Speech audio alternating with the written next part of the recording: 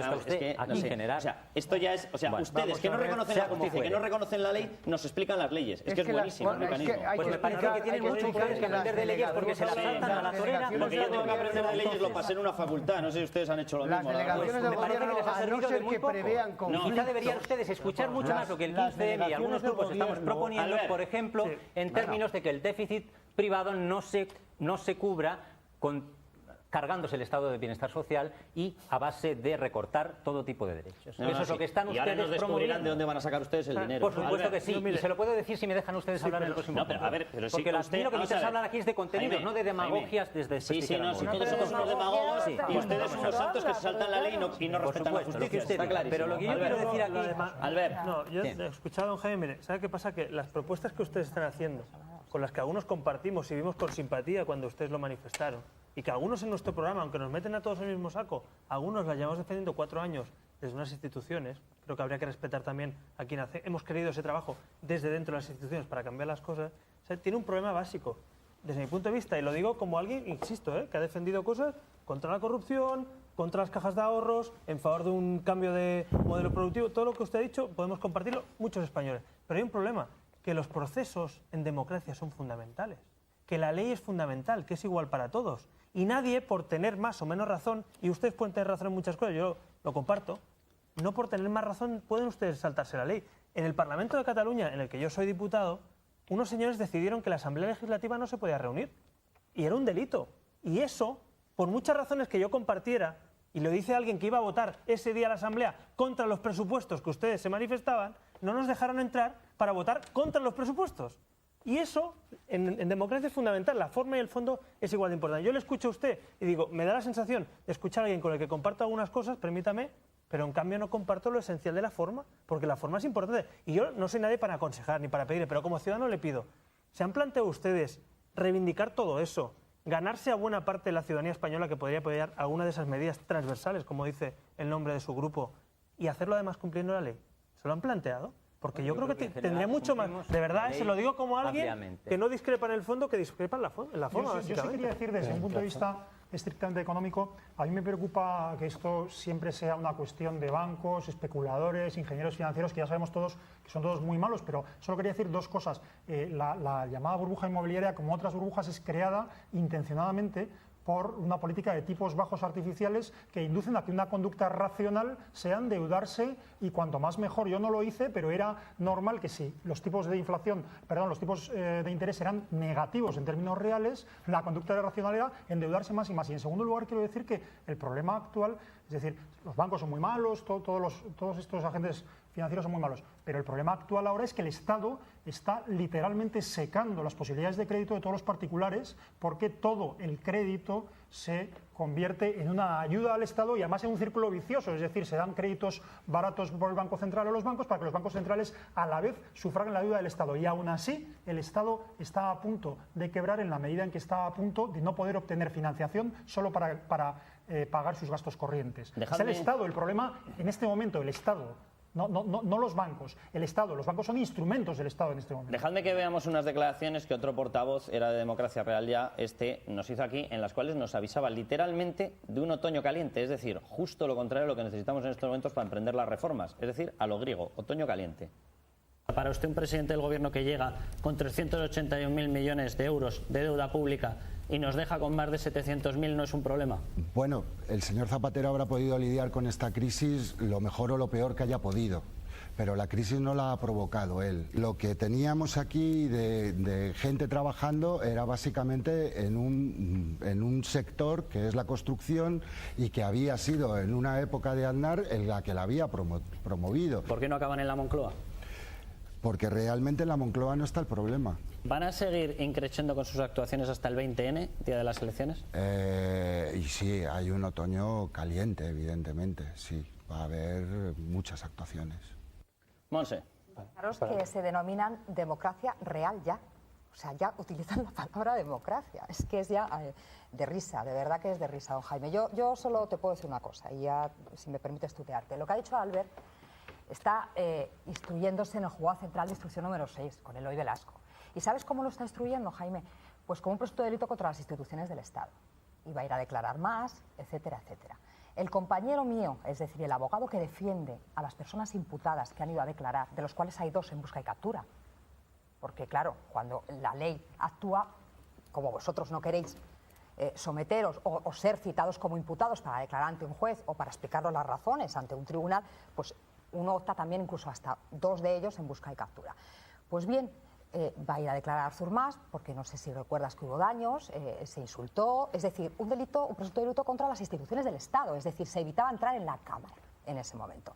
La ocupación en un inmueble con propiedad, es decir, lo que estáis haciendo en el Hotel Madrid, es un delito tipificado en el Código Penal y es una ocupación ilícita. Me da igual que digas que la Constitución española, porque eso sí, la Constitución española para lo que os interesa sí, dice que todos los ciudadanos tenemos derecho a una vivienda. No, es que está en los principios rectores de la economía, no está en un derecho fundamental. ¿Tenemos derecho a una vivienda? Sí. ¿El trabajo? ¿Qué ocurre con el trabajo? ¿El hurto de fluido eléctrico? ¿La ocupación ilícita de vía pública? ¿Sigo con infracciones en el orden administrativo, en el orden penal? La no resolución expresa. Si el derecho, estamos de acuerdo, lo soporta todo. Claro que es ilegal ocupar un hotel. Por supuesto, pero perdón. Y ya termino, perdona. Un delegado del gobierno, y sé bastante bien de lo que hablo, no puede denegar, a no ser que prevea que va a haber disturbios, no puede denegar una concentración legalmente comunicada a la delegación del gobierno. No, vamos a ver. Está dejando el nombre de un responsable y un número de teléfono. Roberto, quiero terminar, por favor, que yo os he escuchado constantemente durante esta parte y no he abierto la boca. Y concluyo diciendo lo siguiente.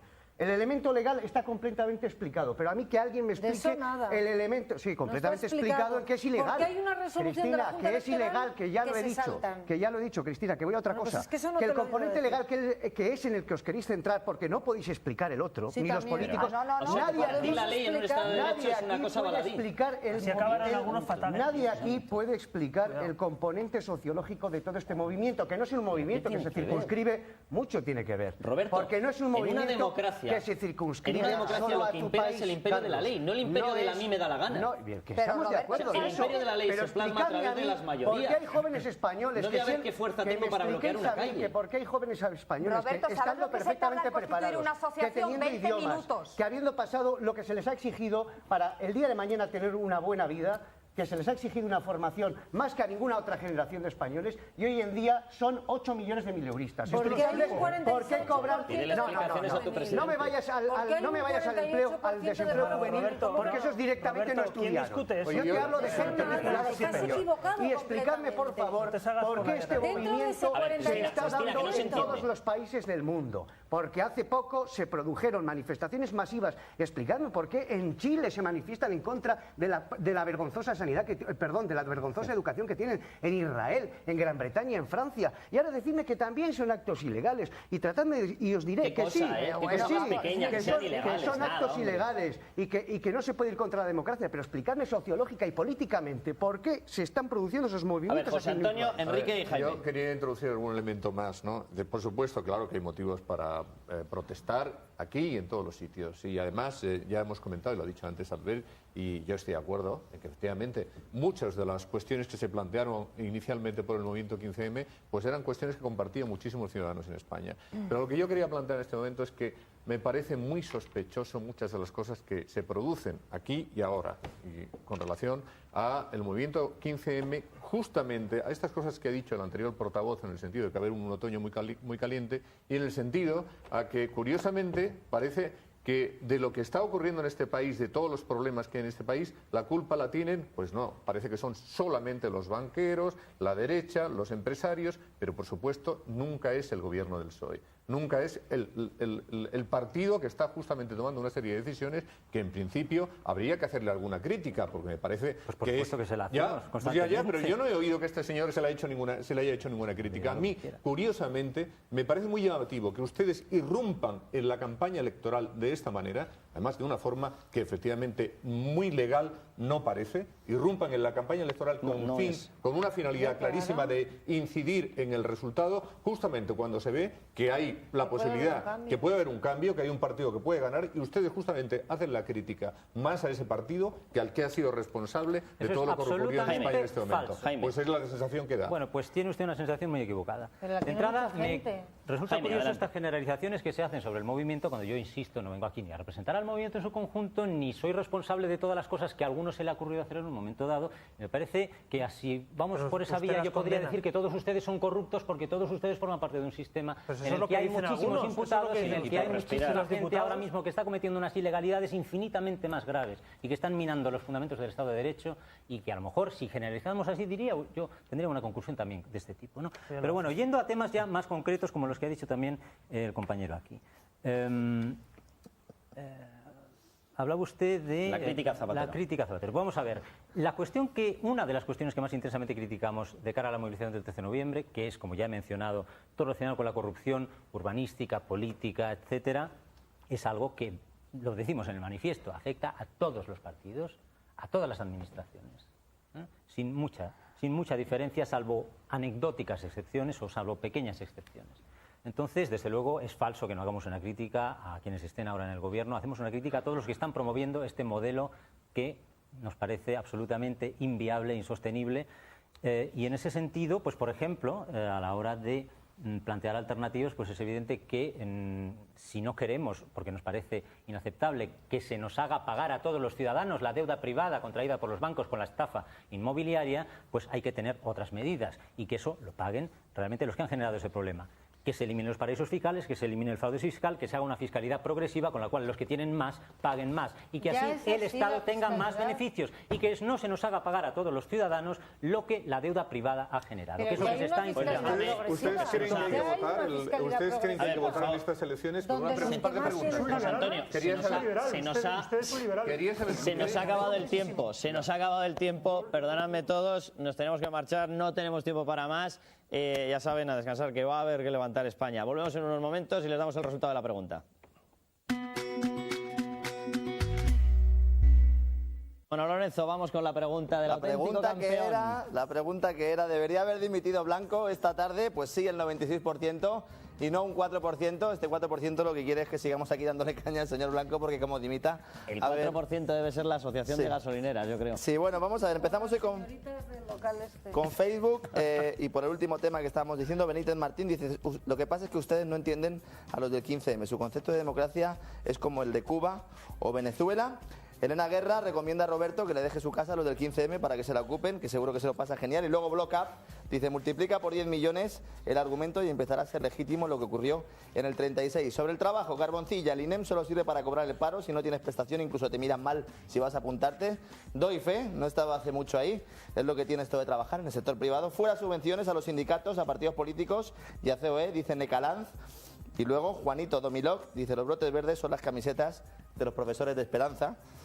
Oh my God, 2 horas más trabajar. Y Yago Dream dice, para Roberto, aquí lo único consistente son los chorizos con manteca, como los que tú defiendes. Esto ya, aquí es ya tema duro. Y Tony Club, nadie dimite, nadie, porque no le temen a los ciudadanos. No existe separación de poderes, no hay control, ni hay democracia. Bueno, aquí no dimite nadie, básicamente porque no se cree el poder de los tribunales, pues vamos, básicamente absolutamente nadie. Porque para algo está esa fiscalía tan maravillosa que la acabamos nombrando a su cúpula, su jefe, directamente desde el gobierno. Pero bueno, nosotros nos tenemos que marchar. Muchísimas gracias por haber estado ahí. Ya saben, el próximo lunes, 10 de la noche, con el debate entre los dos líderes. Estaremos ahí, haremos el debate con una pequeña sorpresa, ya verán, y después el postdebate. Nosotros quietos no nos podemos quedar.